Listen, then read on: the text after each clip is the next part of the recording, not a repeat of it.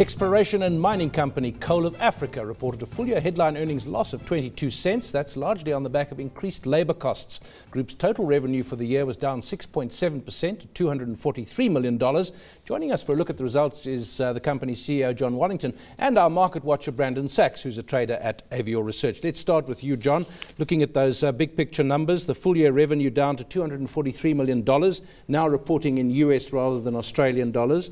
That was from 261 million. Sales down, that's thermal coal, by 2%, and that loss that we talked about. Given the conditions, are you happy with this?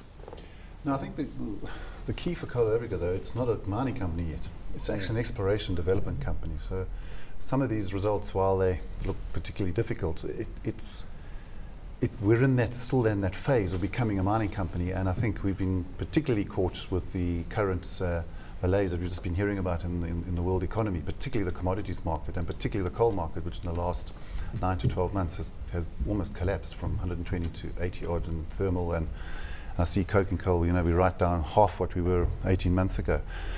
The value of Coal of Africa has always been in the exploration assets, and it's the key for this company is now to get through this particular phase, which I think hopefully the announcement this morning of a potential deal with HEI will be for the future, because right now the assets that we are producing coal from are not particularly good ones. Yeah, taking a look at the scenario, I mean, we'll be exploring those relationships and looking at how you're looking to leverage off those synergies moving forward. But for now, I mean, speaking to traders at the desk, they're always highlighting that when they're looking at a mining company, they look at the cost of extraction more than anything else. You've highlighted that we've seen coal prices plummeting, 27% fall in the coal price over the past year or so.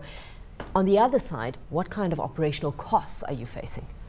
Well, at the moment, you see the operational costs that we have at the moment are high, because we've got two relatively poor assets, and thermal assets in Mpumalanga that are producing coal.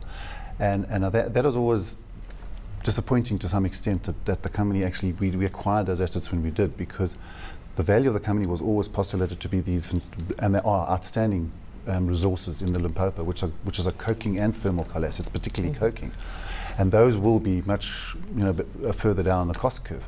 But these particular assets, we have Moy Plats in particular, and new coal, are high cost curve. They're high on the cost curve, and unfortunately, when you're high on the cost curve, when you have the kind of price declines you've just had, you're immediately in trouble. We'll talk to Brandon in a moment about the sector as much as the company. You've talked about the partners. Exxaro, which is another big name in coal, they have decided not to take up the option of a 30% stake in Mercado. Yes. You say disappointed. How important is this? It is very disappointing in that I think if again, it's the perfect storm that's mitigated against us. I think it would have happened. That's my view. I think they would have come in different times. They do have other commitments and other challenges. They do have a commitment in Australia and Congo, etc. And as you've read from all the majors, they're all postponing or delaying or cutting back on particular projects. And I suspect this, unfortunately, was, and particularly because of the issues in South Africa in the last 4 to 6 weeks, I suspect that some of the other projects that they are committed to are going to keep the go-ahead, and they've decided to push this one out. Brandon, Coal of Africa in the context of the coal sector?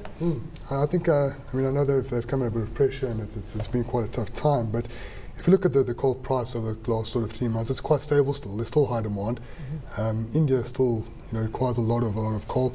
I think about 2 weeks ago we saw they had huge electricity problems, issues. The entire country was without electricity for like 2 days.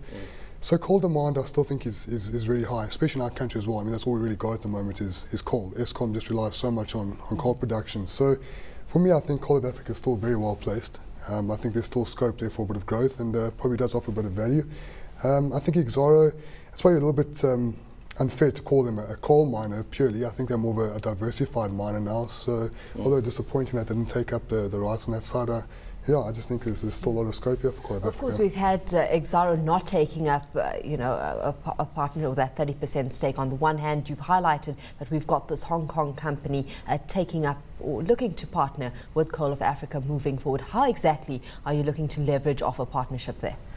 Well, they are a coal producer in China, and they do have a balance sheet significantly more attractive than ours, and they wished, and this is their first foreign investment, and they're very keen to get into South Africa. I think some of the South African challenges proved to be the biggest ones for them to get their head around over the last few weeks, and you know, because they're not easy news headlines to read about, but both from a technical, but certainly and from a funding perspective. As I said, this is a development and exploration company. It is going to need some capital to get to realise the value of these projects in the next 5 to 10 years. And you know, in 10 years' time, we should, if this company is producing 10 million tonnes of coking and thermal coal, well, it's a different space where it is now. But it's not going to happen without a strategic partner with a balance sheet that can make it happen. John, you talk about the headlines. A lot of platinum sector, gold sector have had a lot of pressure. We haven't heard about the coal sector. Is there pressure for renegotiation of packages? Where do you sit? Have you been affected by strike actions or threatened strike actions? Well, and that strike action within the mining sector, but broader as well in terms of the freight industry too. Well, we have been affected, and I think the rest of the coal industry is going to be affected, but our operation in Ermelo Mooiplaats is already on strike.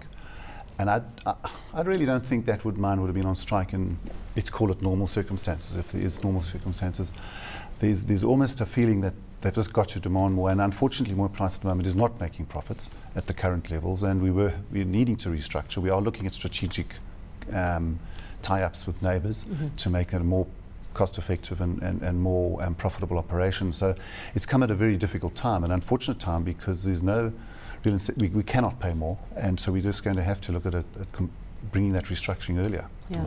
Well, you're looking at these operations and, you know, them both sitting high on the cost curve. You've highlighted that you're looking at strategic partnerships, those possibly with more muscle in terms of a stronger balance sheet. What does a Glencore Xstrata tie-up potentially mean for a player like Coal of Africa?